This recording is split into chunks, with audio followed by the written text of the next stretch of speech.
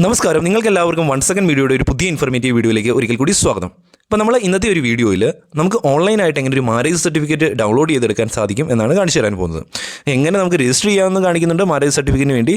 അതുപോലെ തന്നെ നമുക്ക് പഞ്ചായത്തിൽ നിന്ന് എങ്ങനെ വാങ്ങിച്ചെടുക്കാം എന്നും കാണിച്ചു തരുന്നുണ്ട്. അപ്പോൾ കംപ്ലീറ്റ് ആയിട്ടുള്ള ഒരു ഇൻഫർമേറ്റീവ് ആയിട്ടുള്ള വീഡിയോ ആണ്. മുഴുവനായിട്ടും കാണുക, കൃത്യമായ ഇൻഫർമേഷൻ ലഭിക്കുന്നതിന് വേണ്ടി. അപ്പോൾ നമുക്ക് മാരേജ് കഴിഞ്ഞതിന് ശേഷം ആദ്യത്തെ 45 ദിവസമാണെങ്കിൽ വളരെ അനായാസമായിട്ട് നമുക്ക് ഈ ഒരു സർട്ടിഫിക്കറ്റ് എടുക്കാൻ സാധിക്കുന്നതായിരിക്കും. അപ്പോൾ മാക്സിമം ആദ്യത്തെ 45 ദിവസത്തിനുള്ളിൽ തന്നെ അപ്ലൈ ചെയ്ത് സർട്ടിഫിക്കറ്റ് മേടിക്കാൻ നോക്കുക.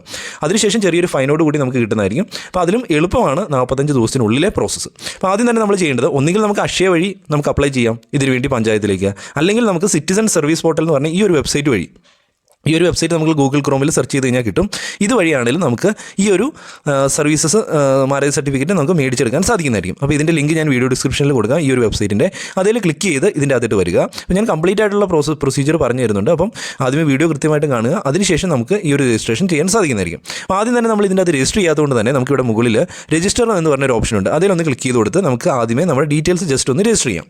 അപ്പോൾ രജിസ്റ്റർ ചെയ്യുന്നതിന് സമയത്ത് ഇന്ന് ഈ ഒരു ടേംസ് ആൻഡ് കണ്ടീഷൻസ് ഒന്ന് സെലക്ട് ചെയ്തതിന് ശേഷം പ്രൊസീഡ് എന്ന് ക്ലിക്ക് ചെയ്ത് കൊടുക്കുക. അതിനുശേഷം നമ്മുടെ ആധാർ കാർഡിൻ്റെ details, Aadhaar number, email address, mobile number, ഇങ്ങനെയുള്ള കാര്യങ്ങൾ ചോദിക്കുന്നുണ്ട്. അത് എല്ലാം ഒന്ന് എൻ്റർ ചെയ്തതിന് ശേഷം ക്രിയേറ്റ് അക്കൗണ്ട് എന്ന് ക്ലിക്ക് ചെയ്ത് കൊടുത്ത് ജസ്റ്റ് ഒന്ന് രജിസ്റ്റർ ചെയ്യുക. ഈ ഒരു വെബ്സൈറ്റിലേക്ക് ഒന്ന് രജിസ്റ്റർ ചെയ്യാം.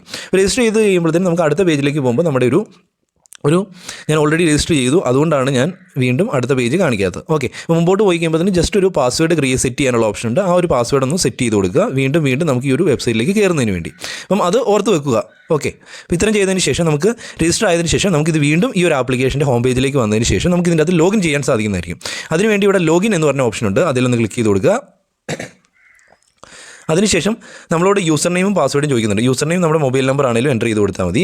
അതുപോലെ തന്നെ പാസ്വേഡായിട്ട് നമ്മൾ ആ അക്കൗണ്ട് രജിസ്റ്റർ ചെയ്ത സമയത്ത് ഒരു ചെറിയൊരു പാസ്വേഡ് ക്രിയേറ്റ് ചെയ്തിരുന്നു. ആ ഒരു പാസ്വേഡ് എൻ്റർ ചെയ്ത് കൊടുത്ത് ലോഗിൻ ചെയ്യാം. അപ്പം വീണ്ടും നമുക്ക് ഇതിൻ്റെ അത് ലോഗിൻ ചെയ്യുന്നതിന് ആ സെയിം യൂസർ നെയിമും പാസ്വേഡും യൂസ് ചെയ്യാൻ സാധിക്കുന്നതായിരിക്കും.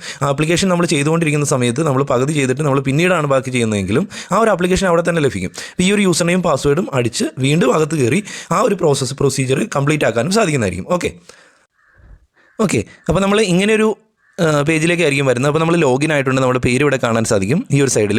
അപ്പോൾ അതുപോലെ തന്നെ നമുക്ക് ഈ ഒരു പേരിൻ്റെ ഐക്കണിൽ ക്ലിക്ക് ചെയ്ത് നമ്മുടെ പ്രൊഫൈലിൻ്റെ ഡീറ്റെയിൽസ് ആഡ് ചെയ്തിട്ടില്ലെങ്കിൽ കംപ്ലീറ്റ് ആയിട്ടുള്ള പ്രൊഫൈൽ ഡീറ്റെയിൽസ് ആഡ് ചെയ്ത് കൊടുക്കാൻ സാധിക്കുന്നതായിരിക്കും. അതിനുശേഷം നമ്മൾ മാരേജ് സർട്ടിഫിക്കറ്റ് ആണ് നമുക്ക് വേണ്ടതെങ്കിൽ ന്യൂ ആപ്ലിക്കേഷൻ എന്നതിൽ ക്ലിക്ക് ചെയ്ത് കൊടുക്കുക. അപ്പോൾ നമ്മൾ അപ്ലൈ ചെയ്യാൻ പോവുകയാണ്. അതിൽ ക്ലിക്ക് ചെയ്ത് കഴിയുമ്പോഴത്തേക്കും നമുക്കിവിടെ ഈ ഒരു ബർത്ത്, ഡെത്ത്, മാരേജ് എന്ന് പറഞ്ഞൊരു ഓപ്ഷൻ ഉണ്ട്. അതിലൊന്ന് ക്ലിക്ക് ചെയ്ത് കൊടുക്കുക. അതിൽ ക്ലിക്ക് ചെയ്ത് കഴിയുമ്പോഴത്തേനും നമുക്ക് ഒരു സബ്ജക്റ്റ് ഡിസ്ക്രിപ്ഷൻ എന്ന് പറഞ്ഞ ഓപ്ഷൻ ഉണ്ട്. അപ്പോൾ ഇവിടെ നമുക്ക് സെലക്ട് ചെയ്ത് കൊടുക്കാം, ഡിസ്ട്രിക്റ്റ് സെലക്ട് ചെയ്ത് കൊടുക്കാം, നമ്മുടെ ആപ്ലിക്കേഷൻ ടൈപ്പ് ഇൻഡിവിജ്വൽ എന്ന് സെലക്ട് ചെയ്ത് കൊടുക്കാം. ബാക്കിയുള്ള കാര്യങ്ങൾ ഡിസ്ട്രിക്റ്റ്, ഓഫീസ് നെയിം, ഇങ്ങനെയുള്ള കാര്യങ്ങളൊക്കെ സിമ്പിളായിട്ട് സെലക്ട് ചെയ്ത് കൊടുക്കാൻ സാധിക്കുന്നതായിരിക്കും. നമ്മുടെ ഗ്രാമപഞ്ചായത്ത്, അതിൻ്റെ പേരാണ് ഓഫീസ് നെയിം എന്നതിൽ വരുന്നത്. അപ്പോൾ ഇത്രയും കാര്യങ്ങൾ സെലക്ട് ചെയ്ത് കൊടുത്ത് സേവ് ചെയ്ത് കൊടുക്കുക. അപ്പോൾ സേവ് ചെയ്ത് കൊടുത്ത് കഴിയുമ്പോഴത്തേനും നമുക്ക് ഒരു കോമൺ മാരേജ് ന്യൂ രജിസ്ട്രേഷൻ എന്നാണ് ഈ ഒരു ആപ്ലിക്കേഷൻ്റെ പേര്. ഓക്കെ, അപ്പോൾ നമ്മുടെ ഐ ഡി പ്രൂഫിന് ഒരെണ്ണം കൊടുക്കുക. അതിൻ്റെ ടൈപ്പ് ഐ ഡി കാർഡാണെങ്കിൽ നമ്മുടെ ആധാർ കാർഡാണെങ്കിൽ ആധാർ കാർഡ് സെലക്ട് ചെയ്ത് കൊടുത്ത് ഐ ഡി പ്രൂഫ് നമ്പർ, അതുപോലെ തന്നെ ഇങ്ങനെയുള്ള കാര്യങ്ങളൊക്കെ, mobile number, email I D, പിന്നെ നമ്മുടെ അഡ്രസ്സ്, ലോക്കൽ ബോഡി ആണെങ്കിൽ, അതായത് നമ്മൾ താമസിക്കുന്ന സ്ഥലത്തെ അഡ്രസ്സ് തന്നെയാണ് ഇപ്പോഴും നമ്മുടെ പ്രസൻറ്റ് അഡ്രസ്സ് എങ്കിൽ ഇൻസൈഡ് ലോക്കൽ ബോഡി എന്ന് കൊടുക്കാം. ഇൻസൈഡ് കേരളയുണ്ട്, വേറെ എവിടെയെങ്കിലും ആണ് താമസിക്കുന്നതെങ്കിൽ. അതുപോലെ തന്നെ ഔട്ട്സൈഡ് കേരളമുണ്ട്, ഔട്ട്സൈഡ് ഇന്ത്യ ഉണ്ട്. നമുക്ക് ഏതാണ് സെലക്ട് ചെയ്ത് കൊടുത്ത് അഡ്രസ്സും കാര്യങ്ങളൊക്കെ ഒന്ന് ഫില്ല് ചെയ്ത് കൊടുക്കുക. അതുപോലെ തന്നെ നമ്മുടെ കമ്മ്യൂണിക്കേഷൻ അഡ്രസ്സ് അത് സെലക്ട് ചെയ്ത് കൊടുക്കാം. ഇത്രയും ചെയ്ത് കഴിയുമ്പോഴത്തേനും നമുക്ക് ഇവിടെ നിന്ന് നമ്മുടെ ഡിസ്ട്രിക്റ്റ്, അതുപോലെ തന്നെ പഞ്ചായത്തിൻ്റെ പേര്, അതുപോലെ തന്നെ ഗ്രാമപഞ്ചായത്താണെങ്കിൽ അത് സെലക്ട് ചെയ്ത് കൊടുക്കാം. പിന്നെ മാരേജിൻ്റെ ഡേറ്റ്, ഇത്രയും സെലക്ട് ചെയ്ത് കൊടുത്ത് പ്രൊസീഡ് ക്ലിക്ക് ചെയ്ത് കൊടുക്കുക. ഇനി നമുക്ക് കുറേ ഡീറ്റെയിൽസ് ആഡ് ചെയ്ത് കൊടുക്കേണ്ടതായിട്ടുണ്ട്. അപ്പോൾ ഇതിൻ്റെ അകത്ത് നമുക്ക് കോമൺ ഡീറ്റെയിൽസ് എന്ന് പറഞ്ഞാൽ നമ്മുടെ category, date of marriage, place of marriage, taluk, village, ward, ഈ കാര്യങ്ങളൊക്കെ സെലക്ട് ചെയ്ത് കൊടുക്കുക. പിന്നെ ഒരു ഹസ്ബൻഡിൻ്റെയും വൈഫിൻ്റെയും photos, passport size photos upload ചെയ്ത് കൊടുക്കുക. അതപ്പോൾ 1 MB താഴെയുള്ള ഫോട്ടോസ് തന്നെ അപ്ലോഡ് ചെയ്യാൻ നോക്കുക.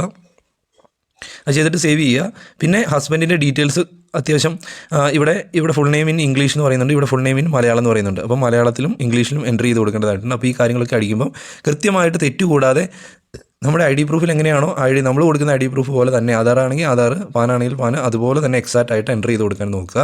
നമ്മുടെ അഡ്രസ്സ്, അതുപോലെ തന്നെ പെർമനൻറ്റ് അഡ്രസ്സ്, ഇങ്ങനെയുള്ള കാര്യങ്ങളൊക്കെ, പ്രസൻറ്റ് അഡ്രസ്സ്, പെർമനൻറ്റ് അഡ്രസ്സ്, ഇതൊക്കെ സെയിം ആണെങ്കിൽ സെയിം എന്ന് പറഞ്ഞാൽ എല്ലാം സെയിം ആയിട്ട് തന്നെ അടിച്ചു കൊടുക്കുക. അതിനുശേഷം നമ്മുടെ വീണ്ടും ഹസ്ബൻഡിൻ്റെ കുറേ ഡീറ്റെയിൽസും കൂടെ ഉണ്ട്.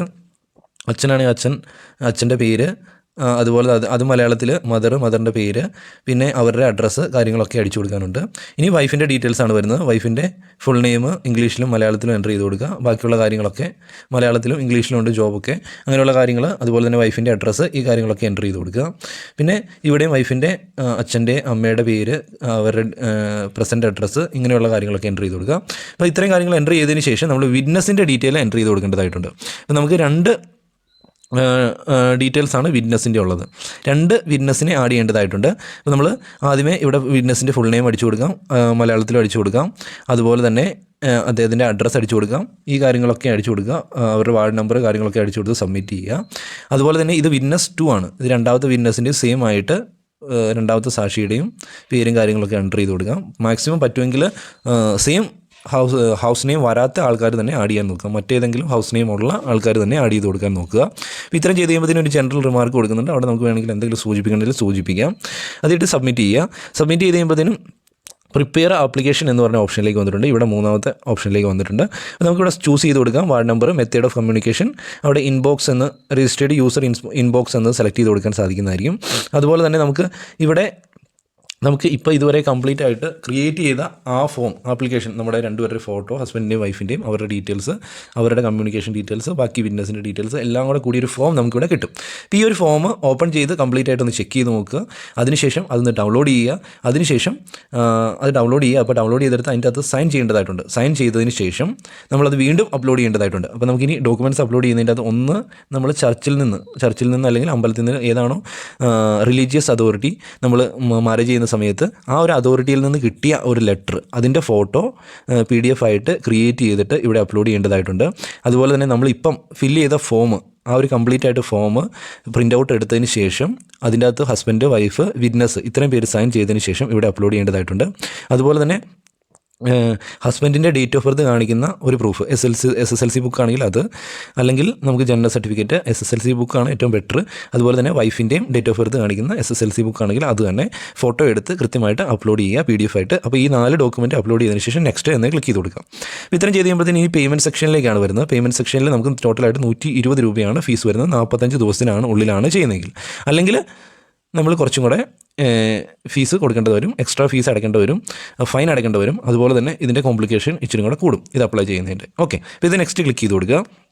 അതിനുശേഷം വീണ്ടും നമുക്ക് ഒരു കംപ്ലീറ്റ് ആയിട്ട് ഇതൊന്ന് സെലക്ട് ചെയ്തതിന് ശേഷം ആ ഒരു ടേംസ് ആൻഡ് കണ്ടീഷൻ സെലക്ട് ചെയ്തതിന് ശേഷം സബ്മിറ്റ് എന്ന് ക്ലിക്ക് ചെയ്ത് കൊടുക്കുക. ഇവിടെ നമുക്കിവിടെ പേയ്മെൻറ്റ് ചെയ്യാനുള്ള ഓപ്ഷൻ ഉണ്ട്. ഇവിടെ പേ നൗ എന്ന് ക്ലിക്ക് ചെയ്ത് കൊടുത്ത് പേ ചെയ്യുക. നമുക്ക് SBI നെറ്റ് ബാങ്കിങ് അല്ലെങ്കിൽ debit card, credit card, UPI ഉപയോഗിച്ച്, ഫോൺ പേ ഉപയോഗിച്ച് നമുക്ക് പേയ്മെൻറ്റ്. ഇവിടെ നമ്മുടെ പേയ്മെൻറ്റ് കംപ്ലീറ്റ് ആയിട്ടുണ്ട്. അപ്പോൾ ഇതിൻ്റെ ജസ്റ്റ് ഒന്ന് ഓൺലൈൻ പേയ്മെൻറ്റ് ചെയ്തതിൻ്റെ വേണമെങ്കിൽ ഒന്ന് സ്ക്രീൻഷോട്ട് എടുത്ത് വെക്കാം. അതുപോലെ തന്നെ നമുക്കിവിടെ അക്നോളജ്മെൻറ്റ് റെസിപ്റ്റ് എന്ന് പറഞ്ഞുകൊണ്ട് ഓർമ്മ വരുന്നുണ്ട്. നമ്മുടെ file number, file date, service delivery, അങ്ങനെ നമ്മുടെ ഡീറ്റെയിൽസ്, കാര്യങ്ങൾ, നമ്മുടെ പഞ്ചായത്തിൻ്റെ പേര്, ഈ കാര്യങ്ങളെല്ലാം കാണുന്നുണ്ട്. ഇത് നമുക്കൊന്ന് പ്രിൻ്റ് ഔട്ട് വേണമെങ്കിൽ ചെയ്ത് എടുക്കാം. നമ്മൾ ആ പഞ്ചായത്തിൽ പോകുമ്പോൾ നമ്മളിത് രജിസ്റ്റർ ചെയ്തു എന്ന് കാണിക്കുന്നതിന് വേണ്ടി, ഫയൽ നമ്പറും കാര്യങ്ങളൊക്കെ ഒന്ന് എടുക്കുന്നതിന് വേണ്ടി. ഇത് ഫൈനലായിട്ട് പഞ്ചായത്തിലെ സെക്രട്ടറിയാണ് ഫൈനൽ അതോറിറ്റി സൈൻ ചെയ്യുന്നതിൻ്റെ. അപ്പോൾ അതിന് മുമ്പായിട്ട് തന്നെ നമുക്ക് ഇവിടെ കോമൺ മാരേജ് രജിസ്ട്രേഷൻ്റെ അത് നമ്മുടെ ഫയൽ നമ്പർ കാണാൻ സാധിക്കും. അതിലൊന്ന് ക്ലിക്ക് ചെയ്ത് കൊടുത്തു കഴിഞ്ഞാൽ നമുക്ക് ട്രാൻസാക്ഷൻ ഹിസ്റ്ററിയിൽ വന്നു കഴിഞ്ഞിട്ടുണ്ടെങ്കിൽ നമുക്ക് ഫയൽ നമ്പർ ഈ 30/4/2024 സബ്മിറ്റ് ചെയ്തത്. സർവീസ് ഡെലിവറി എന്ന് പറഞ്ഞു കഴിഞ്ഞാൽ 10 ദിവസമാണ് കഴിയുമ്പോഴാണ് ഈ ഒരു കംപ്ലീറ്റ് ആയിട്ട് ഇത് നമുക്ക് സർവീസ് പ്രൊവൈഡ് ചെയ്യുന്നത്. ആ ഒരു മാരേജ് സർട്ടിഫിക്കറ്റ് കിട്ടുന്ന ഡേറ്റ് നമ്മളിവിടെ കാണാൻ സാധിക്കുന്നുണ്ട്. അതുപോലെ തന്നെ നമ്മൾ കറൻ്റ്ലി നമ്മുടെ പേപ്പർ JC2 ശ്യാം S എന്ന് പറഞ്ഞ ആളുടെ കയ്യിലാണ് ഇപ്പോൾ കറൻ്റ്ലി നമ്മുടെ ഒരു പേപ്പർ നിൽക്കുന്നത്. അപ്പോൾ നമ്മൾ ഇനി ചെയ്യേണ്ടതെന്ന് പറഞ്ഞു കഴിഞ്ഞാൽ നമ്മുടെ ഡേറ്റ് ഓഫ് ബർത്തിൻ്റെ ഒറിജിനൽ, രണ്ടിൻ്റെയും ഒറിജിനൽ ഡേറ്റ് ഓഫ് ബർത്ത്, നമ്മൾ കൊടുത്ത ഡേറ്റ് ഓഫ് ബർത്തിൻ്റെ SSLC ബുക്ക് ആണെങ്കിൽ ഹസ്ബൻഡിൻ്റെയും വൈഫിൻ്റെ SSLC ബുക്കിൻ്റെ ഒറിജിനൽ, ആധാർ കാർഡ്, 2 പേരുടെയും ആധാർ കാർഡ്, പാൻ കാർഡ്, അതുപോലെ തന്നെ നമ്മൾ ചർച്ചിൽ നിന്ന് കിട്ടിയ ഒറിജിനൽ സർട്ടിഫിക്കറ്റ്, അതുപോലെ തന്നെ ഈ ഡൗൺലോഡ് ചെയ്ത ഒറിജിനൽ ഫോം, ഇത്രയും കാര്യങ്ങളുമായിട്ടാണ് നമ്മൾ പഞ്ചായത്തിൽ പോകേണ്ടത്. അപ്പോൾ ഇത്രയും കാര്യങ്ങളുമായിട്ട് പോവുക. അതിനുശേഷം ഇപ്പം എനിക്ക് ഇവിടെ പേര് കിട്ടിയിരുന്നത് ശ്യാം S എന്ന് പറഞ്ഞ ആളാണ്. അപ്പോൾ അയാളുടെ അടുത്താണ് ഞാൻ പോയി ഈ കാര്യങ്ങൾ ഡീറ്റെയിൽസ് അപ്ലൈ ചെയ്തു എന്ന് പറയേണ്ടത്. അപ്പം അദ്ദേഹം ഇത് വെരിഫൈ ചെയ്ത് എന്തെങ്കിലും കറക്ഷൻ ഉണ്ടെങ്കിൽ വീണ്ടും അതൊന്ന് മാറ്റിയതിന് ശേഷം ആ ഒരു പ്രിൻ്റ് ഔട്ട് എടുത്ത് കാണിക്കും. ആ ഒരു പ്രിൻ്റ് ഔട്ട് നമ്മൾ ചെക്ക് ചെയ്തതിന് ശേഷം വീണ്ടും അതിൽ സൈൻ ചെയ്യേണ്ടതായിട്ടുണ്ട്. അത് സൈൻ ചെയ്തതിന് ശേഷം 2 പേര് സൈൻ ചെയ്യണം, ഹസ്ബൻഡും വൈഫും 2 പേരും പോകണം കൂട്ടത്തിൽ. അതിനുശേഷം അത് അടുത്ത ആളിലേക്ക് മാറും.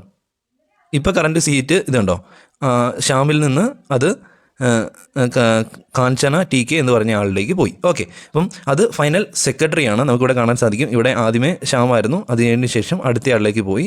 അത് നമ്മൾ സൈൻ ചെയ്ത് കഴിയുമ്പോൾ അവരത് വെരിഫൈ ചെയ്ത് കഴിയുമ്പോഴത്തേനും അത് സെക്രട്ടറിയുടെ കയ്യിലെത്തും. അപ്പോൾ സെക്രട്ടറിയാണ് ഫൈനൽ അതോറിറ്റി, ഫൈനൽ ഇത് അപ്രൂവ് ചെയ്യേണ്ടത്. അപ്പോൾ ഇത് അപ്രൂവ് ചെയ്ത് കഴിയുമ്പോഴത്തേനും നമുക്ക് മാരേജ് സർട്ടിഫിക്കറ്റ് ലഭിക്കുന്നതായിരിക്കും. അപ്പോൾ ഞാൻ ജസ്റ്റ് ഇത്രയും കാര്യങ്ങളൊക്കെ ചെയ്തു. അപ്പോൾ എല്ലാ കാര്യങ്ങളും ഓക്കെ ആയി. ജസ്റ്റ് മാരേജ് സർട്ടിഫിക്കറ്റ് നമുക്ക് ഈ ഒരു സൈറ്റിൽ തന്നെ കയറി സെയിം ആയിട്ട് നമ്മുടെ യൂസർ നെയിമും പാസ്വേഡും അടിച്ചു കൊടുത്ത് ലോഗിൻ ചെയ്ത് ഇവിടെ തന്നെ നമുക്ക് സർട്ടിഫിക്കറ്റ് ഡൗൺലോഡ് ചെയ്തെടുക്കാനുള്ള ഓപ്ഷൻ ഉണ്ട്. അപ്പോൾ നമുക്ക് അക്ഷയയിലൊന്നും പോകേണ്ട കാര്യമില്ല. നമ്മൾ രണ്ടുപേരും പഞ്ചായത്തിൽ, ഹസ്ബൻഡും വൈഫും ഒന്ന് പഞ്ചായത്തിൽ പോകേണ്ടതായിട്ടുണ്ട്. ഒറിജിനൽ പ്രൂഫുമായിട്ട് ജസ്റ്റ് ഒന്ന് സൈൻ ചെയ്ത് കൊടുക്കുന്നതിന് വേണ്ടി. നിലവിൽ വിറ്റ്നസിൻ്റെ ആവശ്യമില്ല. ഇൻ കേസ് അവർ വിറ്റ്നസിനെയും കൂടെ കൊണ്ടുവരണമെന്ന് പറയുകയാണെങ്കിൽ മാത്രം വിറ്റ്നസിനെ കൊണ്ടുപോയാൽ മതി. ഓക്കെ, ഈ കാര്യങ്ങൾ വ്യക്തമായിട്ട് മനസ്സിലായെന്ന് ഞാൻ വിചാരിക്കുന്നു. വീഡിയോ ഇച്ചിരി ലെങ്ത് ഉണ്ട്, പക്ഷേ കൃത്യമായിട്ട് കാര്യങ്ങൾ പറഞ്ഞു തരാൻ വേണ്ടിയാണ് ഞാനൊരു വീഡിയോ ചെയ്യുന്നത്. ഈ ഒരു ഫോം ഓരോ പേജ് കുറേ ഡീറ്റെയിൽസ് ഫില്ല് ചെയ്യേണ്ടതായിട്ടുണ്ട്. ഓരോന്ന് ചെയ്യുന്നതനുസരിച്ചും എന്തെങ്കിലും ബുദ്ധിമുട്ടുണ്ടായി അല്ലെങ്കിൽ സമയക്കുറവ് ഉണ്ടായി കഴിഞ്ഞാൽ വീണ്ടും പുറകോട്ടിറങ്ങാം, സേവ് ചെയ്തിട്ട് പുറകോട്ടിറങ്ങാം, വീണ്ടും ലോഗിൻ ചെയ്ത് ആ എത്ര വരെയാണ് ചെയ്ത് വെച്ചേക്കുന്നത് അവിടെ നിന്ന് വീണ്ടും കണ്ടിന്യൂസ് ആയിട്ട് ചെയ്യാൻ സാധിക്കുന്നതായിരിക്കും. അപ്പോൾ കാര്യങ്ങളൊക്കെ എൻ്റർ ചെയ്ത് കൊടുക്കുക. എന്തെങ്കിലും ഡൗട്ട് ഉണ്ടെങ്കിലും ഒത്തിരി വലിയ കോംപ്ലിക്കേറ്റഡ് ആയിട്ടുള്ള ഒരു കാര്യങ്ങളും ഇതിൻ്റെ അകത്ത് ഫില്ല് ചെയ്യേണ്ടതില്ല. പക്ഷേ എന്നാലും കുറേ ഡേറ്റാസ് എൻ്റർ ചെയ്യേണ്ടതായിട്ടുണ്ട്. അപ്പം വളരെ സാവധാനത്തിലിരുന്ന് ഇത് തീർച്ചയായിട്ടും ഒരു സമയം മാറ്റി വെച്ച് ചെയ്തെടുക്കേണ്ട കാര്യം തന്നെയാണ്. ഒരു 45 ദിവസത്തിനുള്ളിൽ തന്നെ മാരേജ് സർട്ടിഫിക്കറ്റ് ഉണ്ടെങ്കിൽ മാത്രമേ നമുക്ക് മുമ്പോട്ട് പോകുമ്പോഴത്തേനും മറ്റ് നമ്മുടെ ആവശ്യമായ സർവീസസ് ലഭിക്കണമെങ്കിൽ. ഓക്കെ, അപ്പോൾ ഈ വീഡിയോ കൃത്യമായിട്ട് നിങ്ങൾക്ക് മനസ്സിലായി ഞാൻ വിചാരിക്കുന്നു. ഇതുപോലുള്ള ഇൻഫർമേറ്റീവ് ആയിട്ടുള്ള വീഡിയോസ് ഇനിയും വരുന്നതായിരിക്കും ഈ ചാനലിൽ. വീഡിയോ ഇഷ്ടപ്പെട്ട് കഴിഞ്ഞാൽ ലൈക്ക് ചെയ്യുക, ബാക്കിയുള്ളവരിലും കൂടെ ഷെയർ ചെയ്യുക. Okay, thank you.